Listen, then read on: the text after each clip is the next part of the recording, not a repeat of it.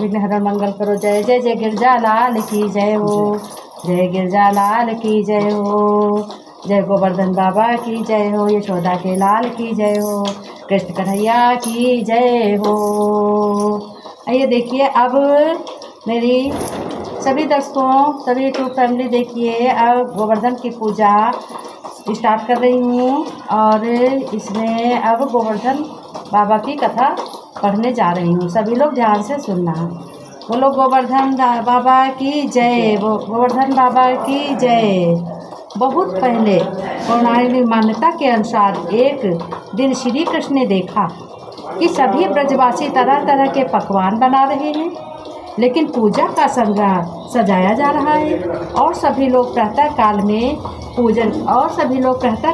पूजन की सामग्री एकत्रित करने लगे, यानी संजोगने लगे। सभी लोग पूजा की सामग्री जो थी वो इकट्ठा करने लगे। और आज सभी लोग किसके पूजन की तैयारी कर रहे हो? किसी ने पूछा कि आज सभी लोग किसके पूजन की तैयारी कर रहे हो? तो श्री कृष्ण कह रहे हैं कि इस पर महिमा यशोदा ने कहा कि पुत्र सभी ब्रजवासी बंद इंद्रदेव के पूजन की तैयारी कर रहा हूँ। ये इंद्रदेव की पूजा होती है, इंद्रदेव की पूजन की तैयारी कर रहे हैं। और आज सभी लोग इसी पूजा को गोवर्धन की पूजा से जुड़ा हुआ करते हैं। तब कान्हा ने कहा कि सभी लोग इंद्रदेव की पूजा क्यों कर रहे हैं, इसका मतलब क्या है? तो आइए सभी लोग देखो, इस कथा में ये भी कहा गया है, इसका मतलब क्या है, इसका मतलब भी सुनिए। ये पूजा क्यों कर रहे हैं, इस पर माता यशोदा उन्हें बताते हुए कहती है, इंद्रदेव वर्षा करते हैं और जिससे अन्न की पैदावार अच्छी हो, इंद्रदेव वर्षा करते हैं। माता यशोदा ने कहा कि सुनो सभी लोग, इंद्रदेव वर्षा करते हैं। जब इंद्रदेव वर्षा करते हैं तभी पृथ्वी पर अनाज अथाह पैदा होता है और किसानों का भी व्यवसाय बढ़ता है और हम लोगों के पेट पालने का भी साधन मिलता है। अगर अन्न नहीं है तो कुछ नहीं है, अन्न के बिना सब अधूरा है। हे सभी लोग, ये पूजा इसीलिए की जाती है। आज के दिन से इंद्रदेव वर्षा करते हैं, प्रसन्न हो जाते हैं। और फिर कहा उन्होंने कि पैदावार होती है और गाय का, इसके साथ में गाय का चारा भी आता है। अब जैसे अगर ये अनाज नहीं पैदा होगा, किसान नहीं पैदा करेंगे तो गाय का खाना कैसे आएगा? हम लोग तो देखो अनाज से हम लोग फल फूल खा के पेट भर लेंगे, लेकिन ये जो गाय है और भैंस है, जितने जानवर हैं, इनका सबका खाना कहाँ से आएगा? तो जब सब किसान लोग सब खेती बाड़ी करेंगे और अन्न पैदा करेंगे तो हम लोगों का पेट भरेगा और पशुओं का चारा भी आएगा। तो इस कथा का महत्व यही है, वह चारा प्राप्त होगा।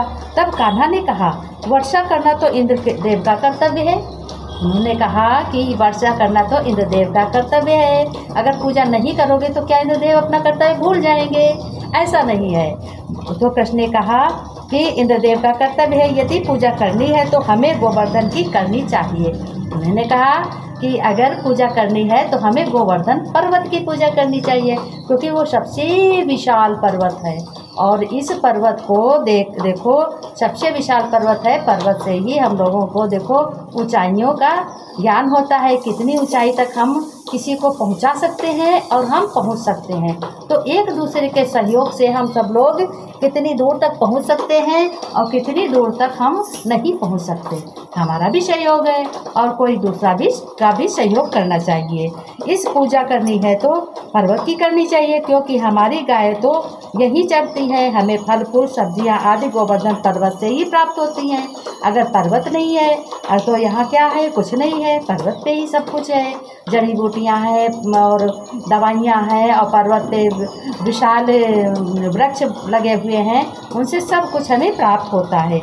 तो गाय तो यही चरती हैं। तो इसके बाद सभी ब्रजवासी इंद्रदेव ने बजाय गोवर्धन की पूजा करी, और जब गोवर्धन की पूजा की, इंद्रदेव ने अपना अपमान समझा और क्रोध में आकर प्रलयदायक मूसलाधार बारिश शुरू कर दी।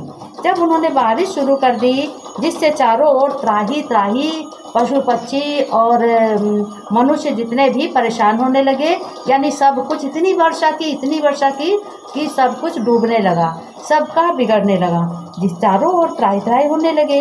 फिर सभी लोग, गाँववासी सभी लोग कहने लगे कि इसको बचाने के लिए क्या करना चाहिए, कि ये कृष्ण की बात मानने का कारण हुआ है। अब हमें इंद्रदेव को करने के लिए कौन सा सहन करना चाहिए, अहंकार दूर करना चाहिए, अहंकार नहीं करना चाहिए। और सभी ब्रजवासियों की रक्षा करने के लिए गोवर्धन पर्वत को उंगलियों पर उठा लिया। इंद्रदेव को अहंकार हो गया कि हम ही सब कुछ है, हम ही वर्षा करने वाले हैं।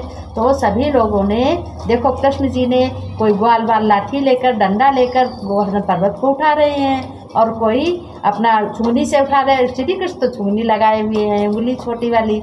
तो इस तरीके से सबके सहयोग से ये गोवर्धन पर्वत उठ गया। जब पर्वत उठ गया, बारिश बंद हो गई और उनका अहंकार कम हो गया इंद्रदेव का। इसीलिए कहा जाता है, कितना भी धनवान हो जाए कोई, कितना भी वस्तु उसके घर में भरी हो, कितना भी सामग्री भरी हो, कितने भी महल बने हो, लेकिन अहंकार कभी नहीं करना चाहिए। सबका सहयोग दो, सबका सहयोग लो। और यही सबको सीखना चाहिए और सिखाना चाहिए कि हमें भला करना है, हमेशा भला करना है। जब जो हम करेंगे वो हमें मिलेगा। इस पूजा का महत्व यही है। कोई भी छोटा काम और या बड़ा काम, कोई भी बड़ा काम कोई नहीं है, कोई भी बड़ा, अगर सहयोग से बड़ा कोई भी काम नहीं है। इसलिए सहयोग हमें पूर्ण रूप से करना चाहिए। जहाँ पे 4 लोगों को सहयोग हो जाएगा, वो एक मनुष्य बहुत देर में कर पाएगा। इसलिए सबको सहयोग के प्रतीक बनना चाहिए, सबका सहयोग दान करना चाहिए।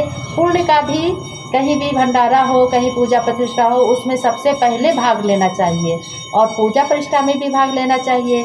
अगर शरीर थक भी गया है तो अपनी मन की शक्ति को बढ़ाना चाहिए। मन से सब कुछ करना चाहिए और बेमन से तो करते हुए भी कुछ नहीं होता है।